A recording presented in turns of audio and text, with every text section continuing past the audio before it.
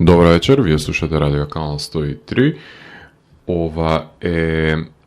емисијата Дансе Макабре со своето 523-то издание, кое што е именувано Макабре Филмфест, број 24. Односно, ја продолжуваме серијата на емисии на Дансе Макабре, насловени Макабре Филмфест, кое што е моја предлог селекција за актуелни филмови кои може да ги погледнете во вашиот дом. Ова е 24-та епизода во овој серијал на Дансе Макабре, во кој што традиционално бирам два хорор филмови кои ќе влезат во подесниот круг на 50 најквалитетни хорор филмови за 2022 година. Потенцирам традиционално заради тоа што на крајот на секоја година се бира најквалитетниот помеѓу нив. Потоа две мелодрами кои може би ќе завршат под нечии радар, чисто колку да го обрнам вниманието дека постојат и дека може би некој ќе се пронајде во тематиката или во начинот на кој што се реализирани и ќе погледне може би по нетипична кинематографија на која што е навикнат да гледа, и секако два документарни филма, едниот за филмската фела, а другиот за музичката фела, така што најчесто така и ги распределувам за да има за секого по нешто. Така што ова лето имав можност да погледнам голем број на актуелни филмови, додека не заседаваше Дансе Макабре во дигиталниот етер, па имав една широка лепеза на филмови за избор, кој што би ви ги препорачал да ги погледнете, за кој што дел од нив, 6 конкретно, ќе ви говорам во рамките на 24-тото поред издание, именувано како Макабре Филмфест, кое го започнавме со композицијата The Sick, The Dying and The Dead, по која што следуваше и Life in Hell, односно тоа се две композиции кои што се наоѓаат на 16-тиот студиски албум на американскиот треш метал бенд Megadeth, предводен од Дейв Мустейн, издаден за Universal во соработка со Tradecraft. По Дистопија од 2016, ова е последното остварување кое што се објави на почетокот на септември. Како што можете да забележите дека Мустейн има се уште бензин во своето возило и тоа како има рифови на располагање, посебно засилен се разбира со Дрк Вербурен и Кико Лаурейро како гитара и бек вокали. Со тоа што секако дека тука и Стив Ди Джорџио гостува на албумот, и Ice-T, и Семи Хейгар, и Ерик Айл, и Ерик Даркен, Роджер Лима, значи огромен број на музичари се појавуваат и председникничари кои што работат на создавање на ова одлично музичко остварување, како што посочувам дека и тоа како знае Мустейн да го владее својот инструмент и да демонстрира зашто Megadeth е еден од најзначајните треш метал бендови во историјата на човештвото. Ќе слушнеме по овие две композиции Junkie, која што исто така се наоѓа на албумот The Sick, The Dying and The Dead. Дансе Макабре е емисија во која 14 сезони се зборува за уметност, се борба против лицемерието, зависта и користолюбието, и тука уметниците се вистински херои, а не политичарите. Секој издание е на мала победа против шумот и апатијата, и целта на емисијата е да го доближи квалитетниот филм до секој слушател и да воспостави диалог помеѓу уметноста и реалноста. Вечер имаме закажано полноќен танц со смртта по 523 пат. Јас сум Златко Ѓеревски, а ви останете со трансмисијата на Канал 103 до крајот на светот. Вие слушате Радио Канал 103, ова е емисијата Дансе Макабре со своето 523-то издание, кое што е насловено Макабре Филмфест број 24, односно од плејадата на хорор филмови кои што имав можност да ги погледнам ово лето, селектирав два кои што одскокна од толпата поради вештиот начин на пренесување пред се на зацртаните филмски цели, кои на најдобар можен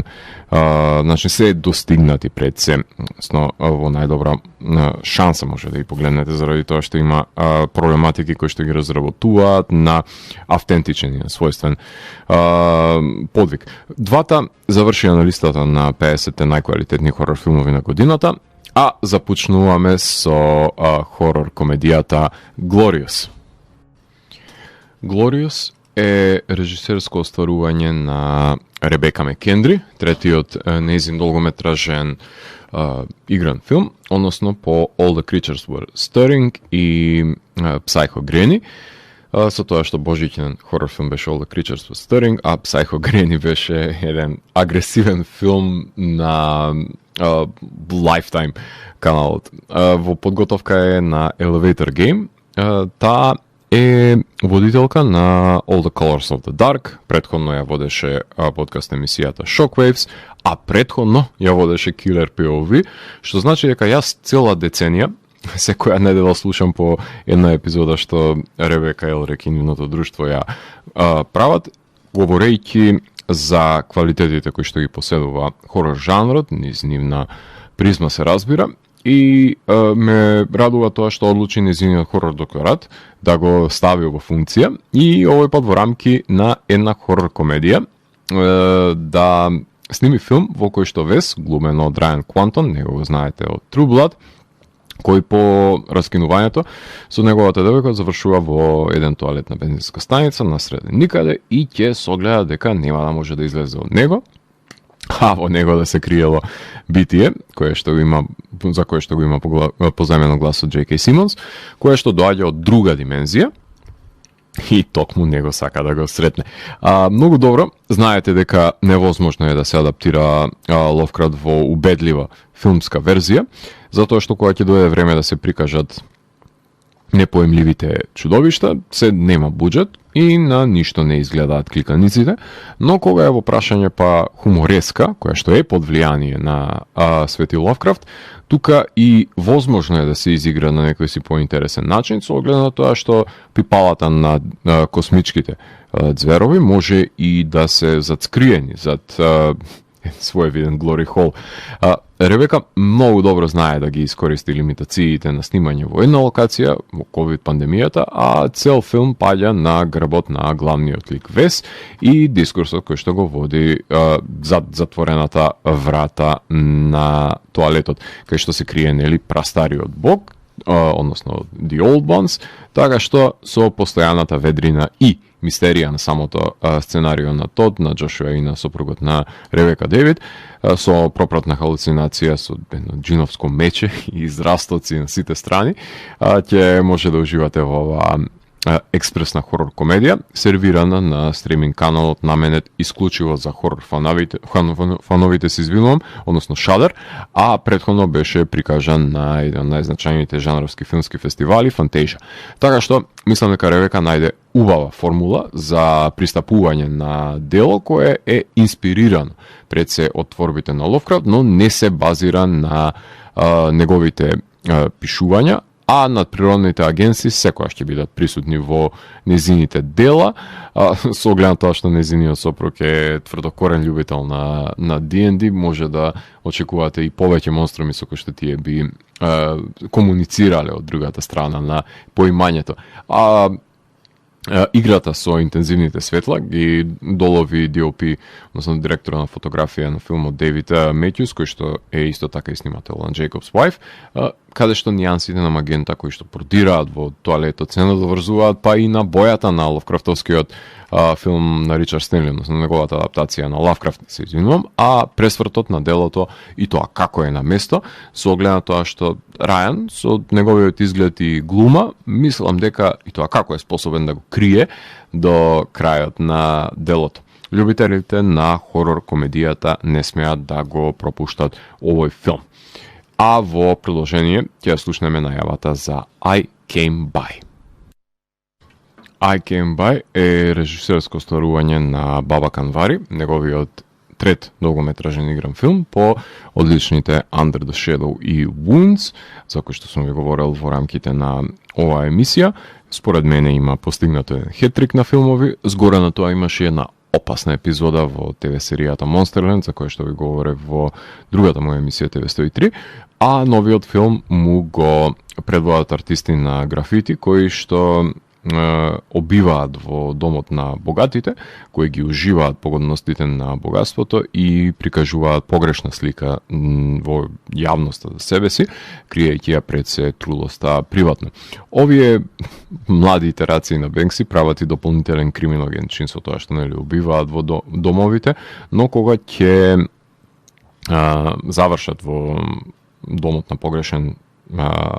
лик, односно еден богаташ судија, кој си ги реализира своите фрустрации со измачување на заробеници во подрумот, ќе се доближат премногу до вистината која е наменета никој да не ја дознае. Не е Джордан Пил единствениот режисер кој што снима ангажиран хорор филм, затоа и го избрав овој филм да ви посочам дека баба Канвари и тоа како ја има нападнато британската колонијалистичка буржуазија, која што се изживува на доселениците во Англија, но начинот на кој што се инволвирани за создавање на траумата, од која што пати ликот, е наменски интегрирано во сценариото и го оправдува пред се грозниот метод на убивање и отстранување на телото, кој секако дека е составен дел од овој модус операнди кој што го има судијата, кој перфидно глуми. Посебно е смел потегот насреде филм кога го обзнанува, односно излегува надвор од рамките на таа учтивост која што има и на таа малтене ароганција, меѓутоа со самиот чинител со кој што дошепнува нешто крајно непристојно на полицијата, едноставно дозволува малку да погледне и јавноста, не само тоа што гледачот е свесен за неговите дејанија, туку да погледнат и извршните власти, односно полицијата да погледне што точно тој прави во неговиот дом и да се посомнува во неговото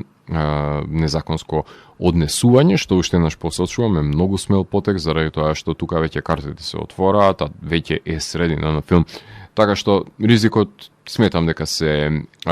исплати.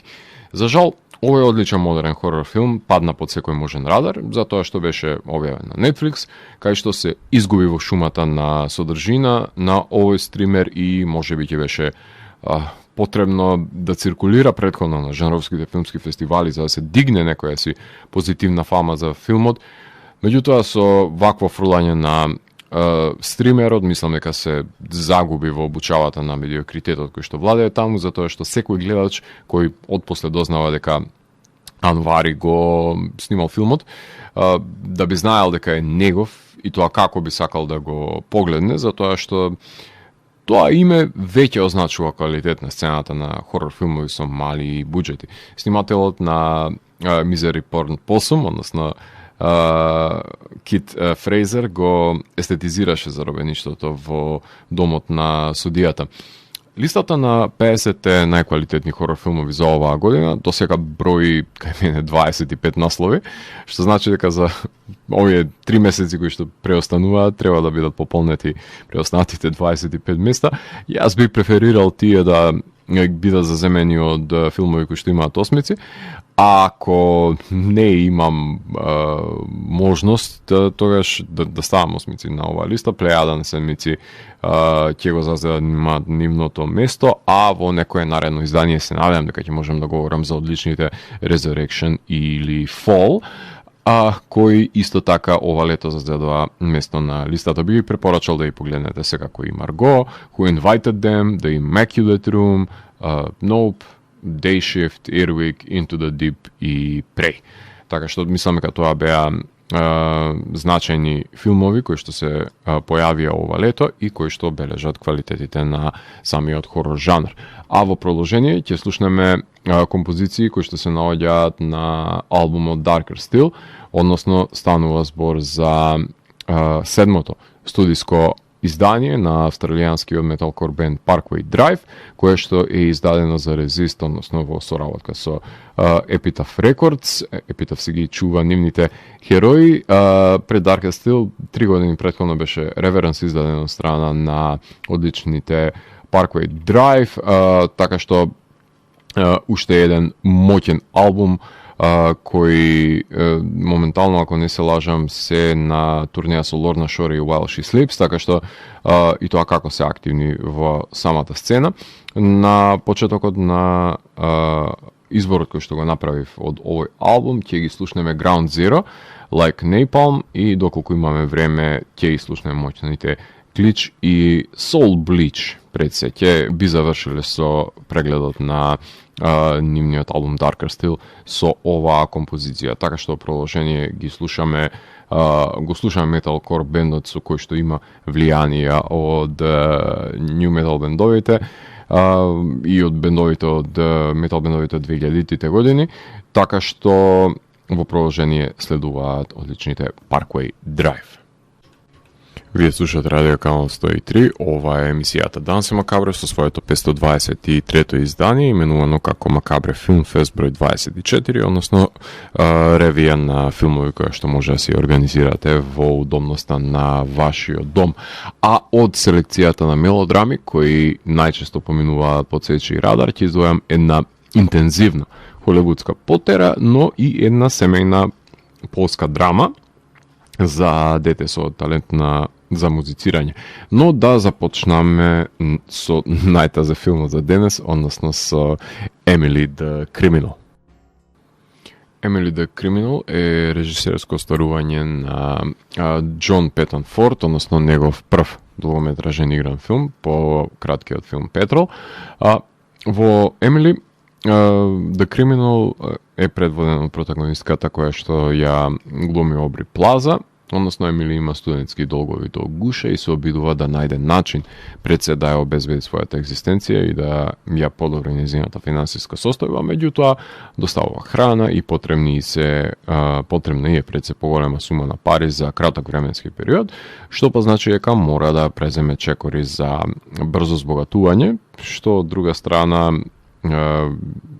посочува дека треба да започне еден криминален подвиг за да ги достигне зацртаните цели, кои ќе вклучи крадење на кодови за кредитни картички, купување на електрични уреди со нив и заработување на процент од овие украдени набавки, додека и самата не стане алчна, започне да краде од истите продавници, што ќе го привлече вниманието на сите кои се во допир со илегалните нејзини активности. Иако е опрашање дебитански режисер со повремените животозагрозувачки ситуации во кои што го вовлекува пред се носечкиот лик, се зголемува тензичноста која е повеќе од потребна пред се за запознавање со матниот свет во кој што зачекорува Емили. Обри одлично се покажа во оваа сериозна улога, демонстрирајќи дека не ја бива само за глумење на чудна девојка во комедии. Джина Гершон се појавува во споредната улога, а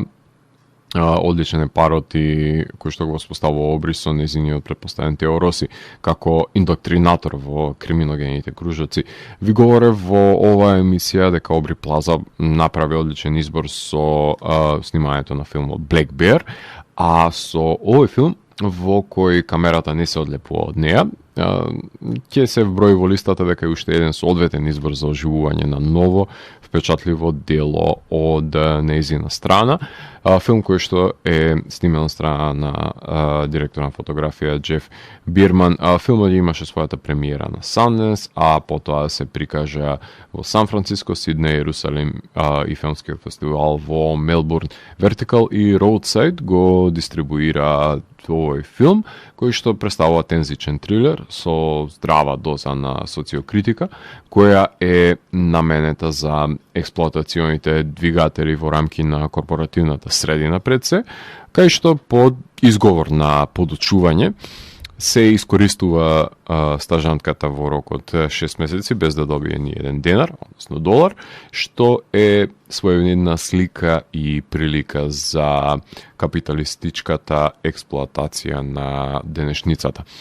Во продолжение ќе ја слушнеме најавата за полската мелодрама именувано како Соната.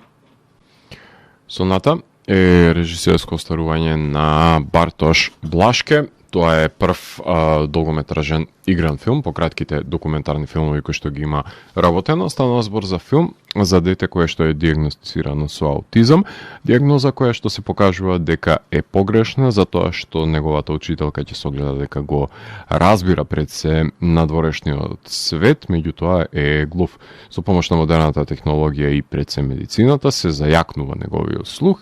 и развива љубов кон свирењето пијано и започнува професионално да се надоградува, иако скептични се неговите професори дека може да биде врвен пијанист од него.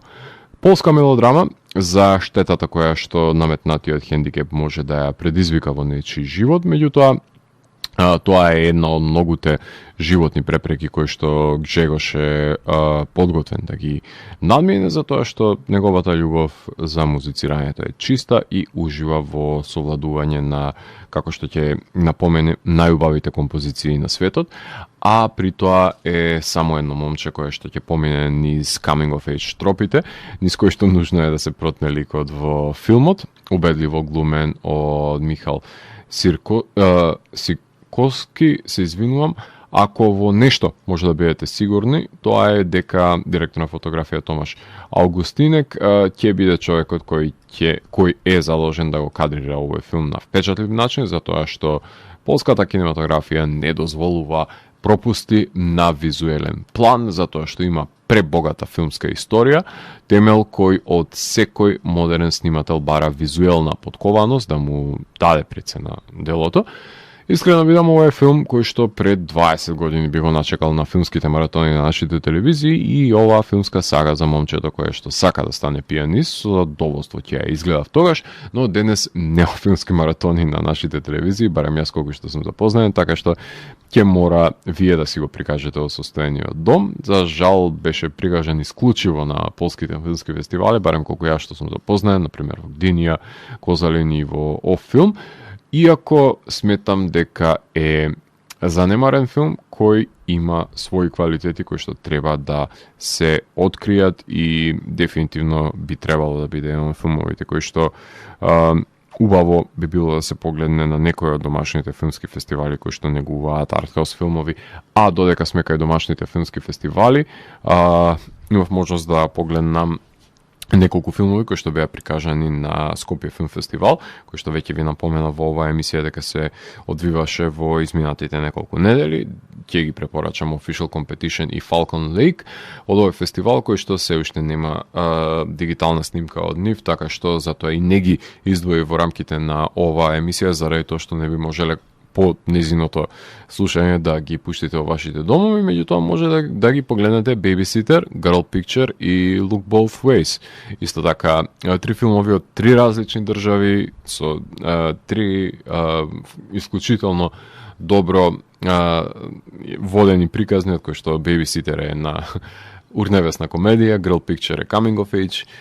филм и Look Both Ways е мелодрама за двата начини на кои што може нечи живот да се одвива доколку се избере поразлична одлука во круцијален миг во човечкото постоење. Така што во продолжение ќе слушнеме еден полски бенд, со оглед на тоа што ви говорев за полски филм, редно време е да ги заокружиме мелодрамите со еден полски бенд кој што воопшто не е наивен, односно имавме можност да ја погледнеме пред неколку години кога настапија во Младинскиот културен центар и тие го издадоа нивниот најнов студиски албум 12-ти поред, кој што беше именуван Opus Contra Натрам. Станува збор за бендот предводен од Нергал, односно за Бехемот, од кој што ќе имаме можност да слушнеме пред се интрото, кое што е именувано како Post-God Nirvana, потоа Malaria Vulgata, The Deathless Sun и Neo Spartacus, така што има една нишка на антиката која што се провлекува во ова моќно студиско издание на полските black metal гиганти Бехемот, така што ова е уште наш потенцирам најекстремниот бенд кој што ќе слушнете во ова издание на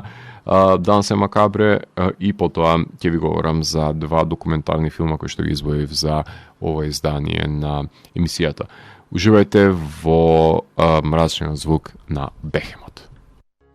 Вие слушате Радио Канал 103, ова е емисијата Дансе Макабре со своето 523-то издание, именувано како Макабре Филмфест, број 24, односно емисија посветена на актуелни и квалитетни филмски остварувања, а за самиот крај на емисијата, веќе традиционално, ви говорам за два документарни филма, односно избирам два филма за крај на емисијата, од кои што едниот е посветен на филмската фела, а другиот тангира музичка фела, па за ова издание ќе започнеме со документарецот за култниот филм Kids, именуван The Kids. The Kids е режисерско остварување на Един Мартин, односно става збор за петиот негов долгометражен документарен филм. Претходно ги има работено All This Mayhem и Jigsaw, односно во подготовка е работењето на неговиот најнов филм Firefront за пожарите во Австралија. А The Kids е документарен филм за децата кои што беа најмени да глумат во култниот филм Kids на Лери Кларк од пред 26 години. Именно во овој документарец се елаборира нивниот живот пред доаѓањето на возрастниот Кларк во нивното друштво, кој што се обидува да знае како функционира пред се овој склоп на пријатели, на деца скейтери, па го ангажира младиот Хармори Корин да го напише сценариото за момците и девојките од друштвото пред на кастингот да се појават луѓето кои што се базираат пред се ликовите и се засили екипата со Мишел Родригес и Клои Шевини од Лос Анџелес. Меѓутоа, што се случува со младите момци и девојки кои по филмот мислеле дека Холивуд токму нив ќе ги чека на црвен килим да пристигнат пред се во Лос Анџелес за да им ја даде кариерата на невидено. Со таа дискрепанца помеѓу реалноста и нивните желби се соочува овој документарен филм. Некои од нив ќе си ја пробаат среќата под рефлекторите, меѓутоа ќе се гледаат дека нема да може да си обезбедат екзистенција без агенти и менаџери и тие се само еден тренд на 90-тите со кој што Холивуд не знае што друго да прави. Светлото во кое се прикажани Кларк и Корин не е баш пријатно за нив, затоа што според децата тие ги имаат злоупотребено, станале славни и си ја продолжиле кариерата, а нив кој ги ебе. Се разбира дека не се појавуваат Хармони и Лери во филмот, да дадат нивно гледиште на ситуацијата, ама дури и во овој натуралистички игран филм, кај што натуршици нели од улица се протагонисти, не може да очекуваат дека нели ќе чека Холивуд на нив да ако доколку тие се продолжат да се пијанчат и другираат како што тоа го прават во филмот и во реалноста, со оглед на тоа што тоа е пресликано во делото. Така што филмот ја прераскажува приказната која не се слуша во медиумите, односно приказната за заробените и заборавените, без кои што Kids немаше да постои. Шенон Свон го монтира филмот со тоа што има обемна архива на видеоснимки од детството на деликвентите кои се обиделе да преживеат на улица, дел од нив успеале во тоа и се појавуваат денес пред камера да ги споделат нивните искуства, а дел не можеле пред се да се изборат со виугите на постоењето. Премиерата на филмот беше на Трайбека, потоа играше Сиднеј, Мелбурн и на Dogs Against Gravity. Секоја вистина има две страни. Овој филм строго ја документира едната, па би сакал да слушнам што се одвивало во минатото и низ призмата на Хармони а Лери. Мајсторот на мизери порно уште снима филмови со деликвенти, како што му е новиот краток A Day in Life. Од улиците на Њујорк се селиме во Нью Орлинс, каде што заседува Jazz Fest, A New Orleans Story. Jazz Fest, A New Orleans Story е режисерско остварување во колаборацијата помеѓу Френк Маршал, тоа е режисерот на Alive, Congo, Arachnophobia, 8 Below и Райан Саферн, односно тој е пред се авторот на Mr. A and Mr. M, The Story of A&M Records, A Final Cut for Orson, 40 Years in the Making и продуцент на музичките ТВ серии пред се за Bee Gees и за Мекарти 321, односно филмот за Bee Gees. Двајцата го режираа документарниот филм за уловување на духот на градот, кој го поседува еден од најзначајните музички фестивали во САД, фестивал со маркантна традиција на кој настапувале сите буквално сите джез и блуз музички звезди, како што можеме да забележиме од обемната архива која е искористена за доловување пред се на диверзитетот на настапувачите на фестивалот денес и во минатото. Другиот аспект кој што јасно се индицира е заедницата, односно карневалот кој што краси Нью Орлинс, храната која што се готви на секаде и предизвикува дебелење на секој посетител на фестивалот, како што ќе посечи Том Джонс. Елабориран е дизајнот и распределбата и пред се поставеноста на самите бини со снимки по чаторите на изведувачите и на главните и на споредните бини, со тоа што има една широка лепеза дури и на бендови кои што доаѓаат од Африка и од Азија и ја представуваат нивната култура во овој melting pot на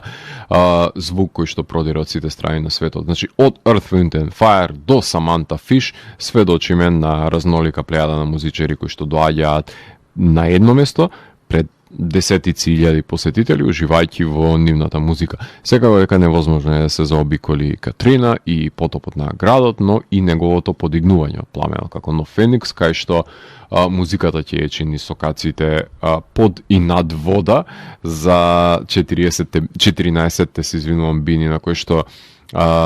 се поставени музичарите. Фестивал со традиција која датира од 1970 година, ден денес половина век постојање и 8-дневно славје на музиката. Амалгамирање на различни култури, што е богатството пред се на овој фестивал. Филмот имаше својата премиера на South by Southwest, потоа играше Сиетл и Сиднеј, пред Sony да си го дистрибуира ова дело. Уште некој да се сети да сними за Скопски джез фестивал еден ваков документарен филм, не би било на одмет Скопје, го има земјотресот, нема урагани, но има богата музичка историја и убаво е да си ја негуваме собствената музика, како што половина век тоа го прават жителите на Нью Орлинс. Освен овие два документарни филма, би препорачал да погледнете Randy Rose, Reflections of a Guitar Icon и We Met in Virtual Reality, анимираниот документарен филм кој што играше на Sundance и секако Fire of Love, односно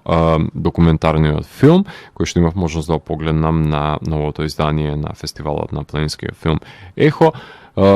кое што беше исто така прикажано на Sundance и оваа година од Ехо направија една прекрасна одлука што го донесоа еден од најквалитетните документарни и највпечатливите пред се документарни филмови за двајцата заљубени вулканолози во себе и во активните вулкани, да може да го погледнеме на големо платно каде што се воочени овие незаборавни кадри кои ги поседува Fire of Love. Така што беше една привилегија да се погледне овој филм и голема благодарност до Ехо што успеа да се изборат да се дистрибуира овој филм и во наша киносала. Покрај Ехо кој што започна 19 септември, во најава се концертите на Space Weaver, Прекурет и Конспираси, кои ќе се одржи на 22 септември во МКЦ. Истиот ден Катран и Пепел свират во Браво, а Aspirin Moon настапуваат во Буква. 23 септември крај Вардарот джез во Филхармонија, 24 септември Metal Discharge во Битола, исто така на 24 септември во гаражите по Плочник Ангза и Трансхантер имаат нивен настап.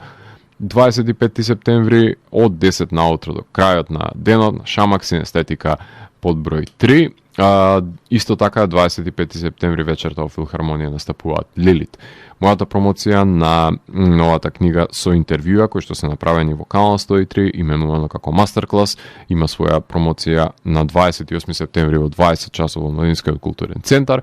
2 октомври во Браво свират Хексис и Мамут. 7 октомври во МКЦ Културно-уметнички работници, 28 октомври во МКЦ Шок Труперс и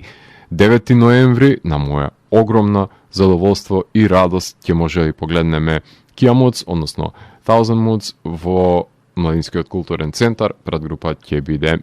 бендот Строг Пост. Така што во 24-тото издание на Макабре Филмфест денес ви говорев за филмовите Glorious, I Came By. Emily the Criminal, Sonata the Kids и Jazz Fest A New Orleans Story. За крајот на емисијата ќе слушнеме композиции од новиот студиски албум на реобединетите до Марс Волта, седмиот нивен студиски албум именуван како и самиот бенд, кој што го издава 10 години по албумот Nocturnicate од 2012 година. Омар Родригес Лопес го продуцира ова дело, издадено за Clouds Hill, кое по сензибилитетот со завала го доловуваат по-поп сензибилитет, за разлика од прогресивниот рок-н-рол звук кој што може би доминирал на претходните изданија, како што ќе може да се воочите со звукот кој што ќе доминира на ова дело, кој што може би не ми беше по голем мера која ќе се спореди со останатите нивни творби кои што ги имаат оставено за себе овие маркантни музичари. Од овој албум ќе слушнеме Black Light Shine и ќе ги слушнеме Graveyard Love, Flash Burns from Flashbacks и The Requisition, доколку имаме време, се надевам дека ќе имаме во рамките на Дансе Макабре. Вие, јас сум Златко Ѓелевски, вие го слушавте 523-тото издание на Дансе Макабре, така што го затворам 523-тиот гримоар на Дансе Макабре и го враќам на полицата кај останатите изданија кои ги кријат тајните на универзумот. До наредното издание на Дансе Макабре, гледајте хорор филмови и плашете се. Чао!